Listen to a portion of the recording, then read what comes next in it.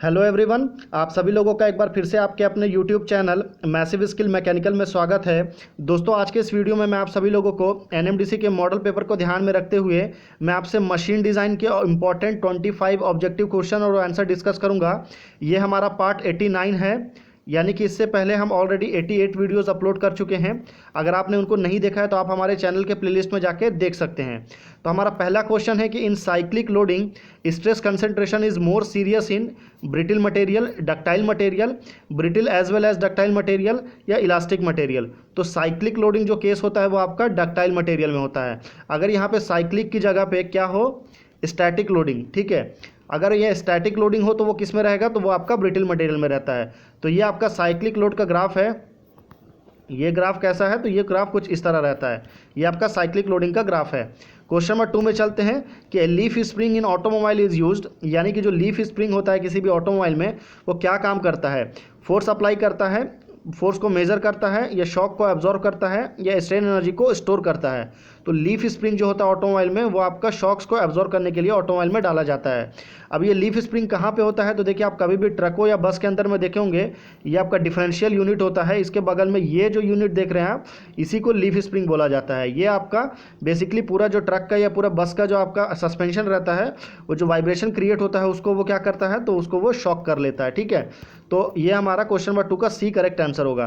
Question number 3 है कि according to IBR the factor of safety of riveted joint should not be less than 1, 2, 3, 4। तो according to IBR जो है आपका factor of safety कम से कम कितना होना चाहिए, तो कम से कम ये 4 होना चाहिए, ठीक है। तो ये आपका रिवेटेड जॉइंट कैसा होता है, तो देखिए बेसिकली रिवेटेड जॉइंट जो होता है, ये रिवेटेड जॉइंट का एग्जांपल है। आपने ऐसा रिवेटेड जॉइंट कहाँ पे देखा होगा, तो ब्रिजेस में, जितने भी ब्रिज बनते हैं ना, ब्रिज में जो भी बोल्ट यूज़ होता है वो आपका रिवेट जॉइंट यूज़ होता है। ये रिवेट हेड है, ठीक है। ये अलग तरीके से रिवेट को लगाया जाता है, उसके अलग अलग डिज़ाइन होते हैं। अगले क्वेश्चन में चलते हैं हम। क्वेश्चन नंबर 4 है कि bearing of medium series have capacity over the light series 10 to 20%, 20 to 30%, 30 to 40% या 40 to 50%। मैं आपको बता दूं कि अगर आपको इस वीडियो का फ्री में PDF चाहिए तो उसके लिए आप हमारे टेलीग्राम ग्रुप को ज्वाइन कर सकते हैं। उसका लिंक आपको इसी वीडियो के डिस्क्रिप्शन बॉक्स में मिल जाएगा। मैं आपसे और एक रिक्वेस्ट करूँगा कि आप प्लीज़ इस पूरे वीडियो को पूरा एंड तक देखिए। क्योंकि मैंने सारे इंपॉर्टेंट क्वेश्चन 25 लिया है और मैं नहीं चाहता कि आपका एक भी इंपॉर्टेंट क्वेश्चन मिस हो। तो जो हमारा क्वेश्चन नंबर 4 है कि मीडियम सीरीज़ के लिए जो बेयरिंग होता है उसकी कैपेसिटी कितनी होती है, तो वो आपकी 30 to 40% होती है। ये आपका देखिए नॉर्मल बेयरिंग का जो होता है, ये एक बॉल बेयरिंग है। इसमें इसको बॉल बोला जाता है, इसको केज बोला जाता है, और ये आपका इनर रोड होता है। ये आपका जो आपका शाफ्ट जो है आपका इसी में जाके कनेक्ट होता है, ओके। अगले क्वेश्चन में चलते हैं हम। क्वेश्चन नंबर 5 है कि in a partial journal bearing, यानी कि एक जर्नल बेयरिंग होता है, एक आपका पार्शियल जर्नल बेयरिंग होता है। तो पार्शियल जर्नल बेयरिंग में the angle of contact of the bearing with the journal is 120 degree, 180 degree, 270 degree या 360 डिग्री। तो आपका पार्शियल जर्नल बेयरिंग में जो एंगल ऑफ कांटेक्ट होता है वो कितना होता है, तो वो आपका 120 डिग्री होता है। तो A is a correct answer. ये आपका पार्शियल जर्नल बेयरिंग का एग्जाम्पल है। अगले क्वेश्चन में चलते हैं। क्वेश्चन नंबर 6 है कि the usual portion of the width of a key where D is the diameter of the shaft और diameter of hole in the hub. क्या बोल रहा है कि जो आपका की है, यहाँ पे की क्या है, तो ये आपका जो पोर्शन है इसको की बोला जाता है। उसका शेप कैसा रहता है, तो ये कुछ इस तरह का रहता है, ठीक है, कुछ इस तरह का। तो ये आपका की है और ये आपका शाफ्ट है और ये आपका हब है। तो की का क्या बोल रहा है, थिकनेस बोल रहा है। थिकनेस आपको निकालना है, विड्थ क्या होता है, ये आपका इसका लेंथ हो गया और ये आपका यहाँ जो है ये आपका विड्थ हो गया।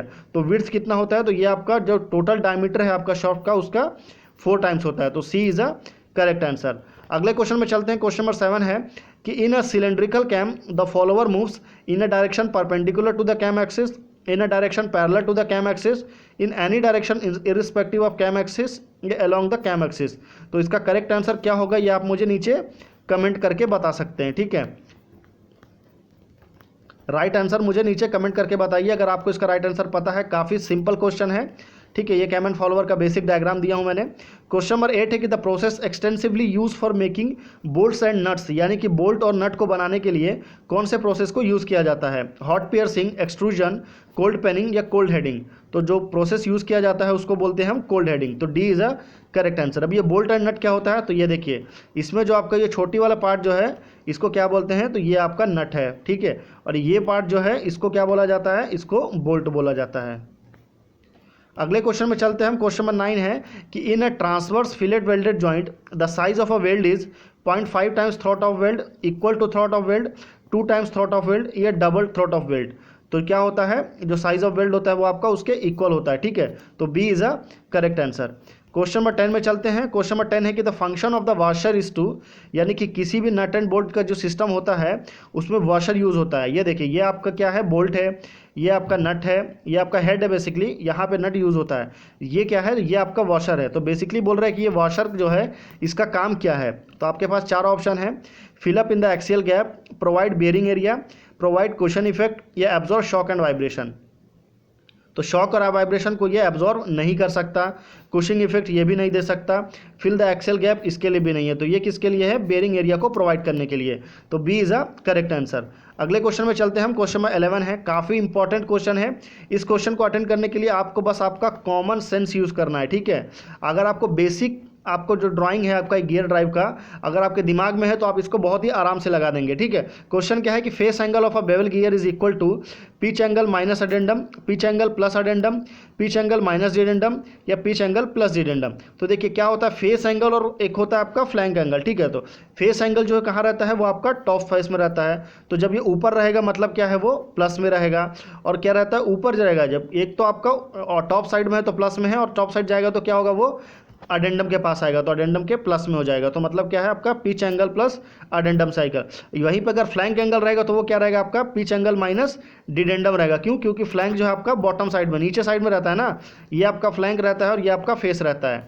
ये अडेंडम है और ये डिडेंडम है।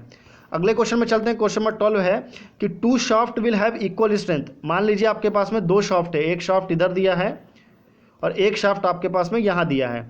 तो आपको ये बताना है कि इन दोनों में शाफ्ट जो है अगर वो इक्वल स्ट्रेंथ का है। कैसे आपको पता करेगा, जब दोनों का diameter of both the shaft same, दोनों का डायमीटर सेम हो, या angle of twist of both the shaft is same, दोनों का एंगल ऑफ ट्विस्ट सेम हो, या material of both the shaft is same, दोनों का मटेरियल सेम हो, या twisting movement of both the shaft is same, यानी कि दोनों जो आपका शाफ्ट है उसका ट्विस्टिंग मूवमेंट सेम हो। तो वो पता चलता है आपका, जब दोनों का ट्विस्टिंग मूवमेंट सेम हो तो पता चलता है कि वो शाफ्ट जो है इक्वल स्ट्रेंथ का है, ठीक है। तो ये इसका शाफ्ट दिया है। और ऐसे ही अगर आप एक और शाफ्ट बना देंगे तो अगर इन दोनों का ट्विस्टिंग मूवमेंट जो अगर आपका सेम है तो मतलब आपका दोनों शाफ्ट सेम है, ओके। क्वेश्चन नंबर 13 काफ़ी ज़्यादा इंपॉर्टेंट क्वेश्चन है। इंपॉर्टेंट इसलिए बोल रहा हूँ क्योंकि ये क्वेश्चन एसएससी में बार बार रिपीट हुआ है।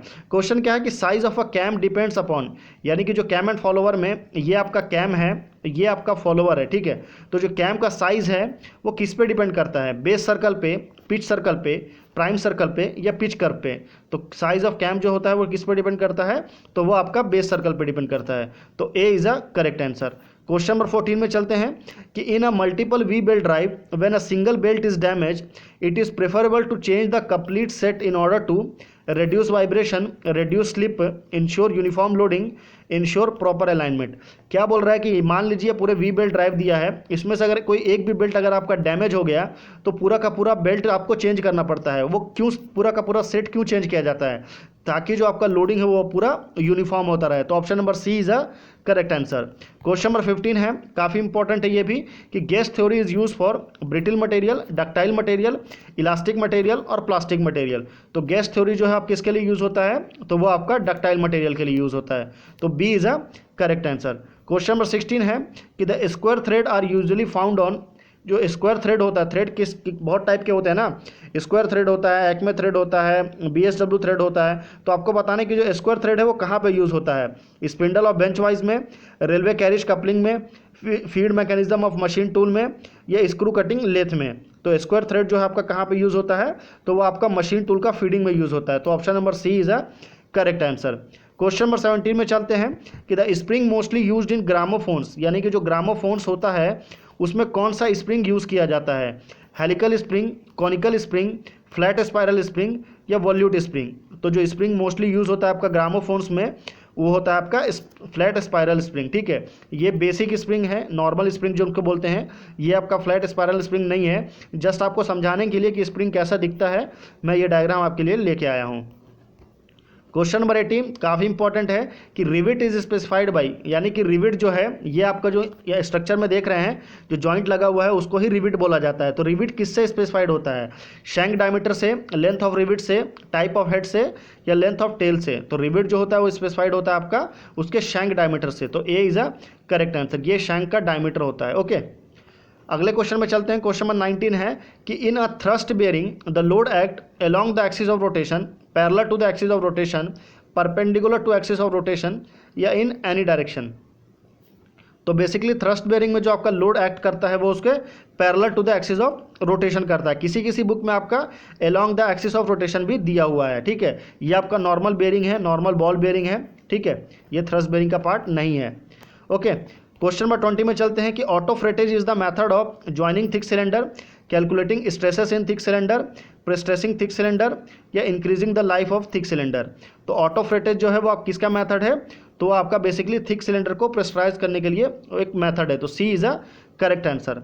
क्वेश्चन नंबर 21 में चलते हैं कि the draw of quarter should not be more than, ये जो आपका क्वार्टर जॉइंट में ये जो क्वार्टर है इसको क्वार्टर बोला जाता है, ठीक है। ये क्वार्टर जो है आपका इसके अंदर में फिक्स होता है शाफ्ट के अंदर में। तो जो उसका ड्रॉ होता है क्वार्टर का वो कितना होना चाहिए? 3 mm, 6 mm, 8 mm या 12 mm। तो वो होना चाहिए आपका मिनिमम 3 mm। तो A is a correct answer. Question number 22 है कि bolt is design on the basis of, देखिए बोल्ट होता है और एक होता है आपका नट। अगर मैं बात करूं नट की, तो नट किस पे डिसाइड होता है? तो वो उसके हाइट पे डिसाइड होता है। पर जो बोल्ट है वो किस पे डिसाइड होता है? With the large factor of safety, direct tensile stress, direct compressive stress, direct bending stress, या डायरेक्ट शियर स्ट्रेस। तो जो कोई भी बोल्ट होगा वो उसके डायरेक्ट टेंसाइल स्ट्रेस पर डिसाइड होता है। तो A is a correct answer. Question number 23 है can imaginary circle which by pure rolling action give the same motion as the actual gear is called addendum circle, dedendum circle, pitch circle, या clearance circle. तो जो आपका imaginary circle होता है जो को pure rolling action में होता है वो सर्कल जो होता है कौन सा कहलाता है? तो वो सर्कल आपका पिच सर्कल कहलाता है, ठीक है। तो C is a correct answer. अगले क्वेश्चन में चलते हैं हम। क्वेश्चन नंबर 24 है कि multiple threads are used in to secure low efficiency, high efficiency, high load lifting capacity, high mechanical advantage. तो मल्टीपल थ्रेड्स जो होता है वो किसको सिक्योर करने के लिए होता है? तो वो उसकी हाई इफिशिएंसी को सिक्योर करने के लिए किया जाता है। तो B is a correct answer. Question number 25 और लास्ट क्वेश्चन है हमारे इस वीडियो का कि maximum bending stress in a curve beam having symmetrical section always occurs at the centroidal axis, neutral axis, inside fibre, या आउटसाइड फाइबर। तो ये होता है आपका इनसाइड फाइबर। तो C is a correct answer. तो हमारे 25 क्वेश्चन कंप्लीट हो चुका है। मैंने बीच में आपसे एक क्यू फॉर यू पूछा था, यानी कि उस क्वेश्चन का आंसर आपको नीचे कमेंट करने के लिए बोला था। अगर आपको ये वीडियो पसंद आया, हमारे 25 क्वेश्चन अच्छे लगे, आपको अच्छे लेवल के लगे और आपको अच्छे से समझ में आया, तो प्लीज़ हमारे वीडियो को ज़रूर लाइक करिए, शेयर करिए और हमारे